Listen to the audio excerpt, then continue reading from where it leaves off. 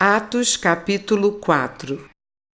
Enquanto Pedro e João ainda falavam ao povo, chegaram os sacerdotes, o capitão do templo e os saduceus, ressentidos, porque os apóstolos estavam ensinando o povo e anunciando em Jesus a ressurreição dentre os mortos. Prenderam Pedro e João e os recolheram ao cárcere até o dia seguinte, pois já era tarde. Porém, muitos dos que ouviram a palavra creram, subindo o número desses homens a quase 5.000. No dia seguinte, as autoridades, os anciãos e os escribas se reuniram em Jerusalém com o sumo sacerdote Anás, com Caifás, João, Alexandre e todos os que eram da linhagem do sumo sacerdote. E colocando os apóstolos diante deles, perguntaram: com que poder ou em nome de quem vocês fizeram isso? Então Pedro, cheio do Espírito Santo, lhes disse: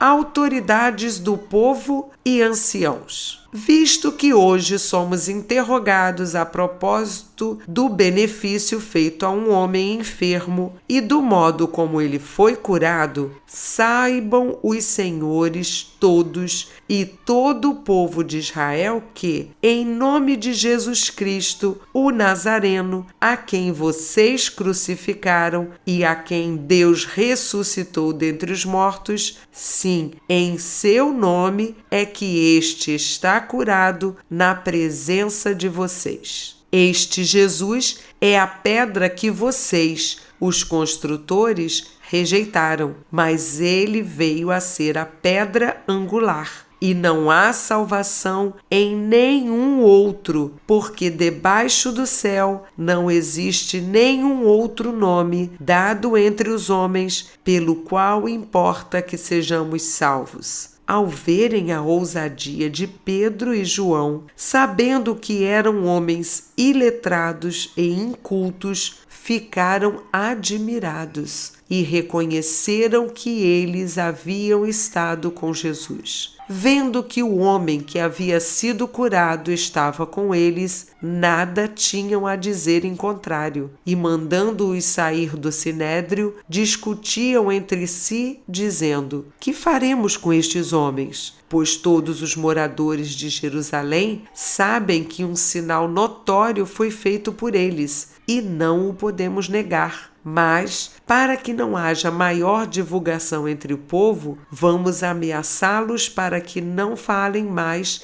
neste nome a quem quer que seja. Chamando-os, ordenaram-lhes que de modo nenhum falassem nem ensinassem no nome de Jesus. Mas Pedro e João responderam: os senhores mesmos julguem se é justo diante de Deus ouvirmos antes aos senhores do que a Deus, pois nós não podemos deixar de falar das coisas que vimos e ouvimos. Depois, ameaçando-os mais ainda, os soltaram, não tendo achado como os castigar por causa do povo, porque todos glorificavam a Deus pelo que tinha acontecido. Ora, o homem em quem tinha sido operado esse milagre de cura tinha mais de 40 anos de idade. Uma vez soltos, Pedro e João procuraram os irmãos e lhes contaram tudo que os principais sacerdotes e os anciãos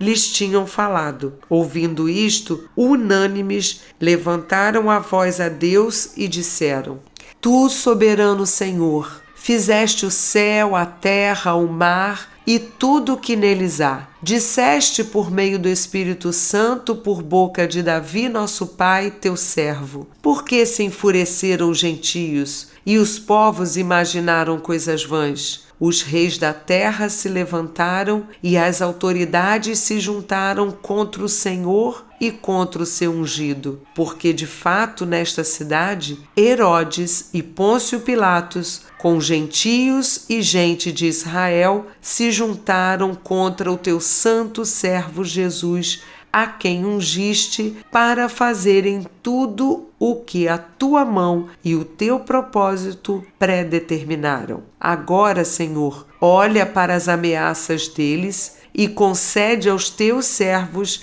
que anunciem a tua palavra com toda a ousadia, enquanto estendes a tua mão para fazer curas, sinais e prodígios por meio do nome do teu santo servo Jesus. Tendo eles orado, tremeu o lugar onde estavam reunidos. Todos ficaram cheios do Espírito Santo e, com ousadia, anunciavam a palavra de Deus. Da multidão dos que creram, era só um, o coração e a alma. Ninguém considerava exclusivamente sua nenhuma das coisas que possuía. Tudo, porém, lhes era comum. Com grande poder, os apóstolos davam testemunho da ressurreição do Senhor Jesus, e em todos eles havia abundante graça. Não havia nenhum necessitado entre eles, porque os que possuíam terras ou casas, vendendo-as, traziam os valores correspondentes e os depositavam aos pés dos apóstolos. Então se distribuía a cada um conforme a sua necessidade. Então José, a quem os apóstolos chamavam de Barnabé, que quer dizer filho da consolação, um levita, natural de Chipre, vendeu um campo que possuía, trouxe o dinheiro e o depositou aos pés dos apóstolos.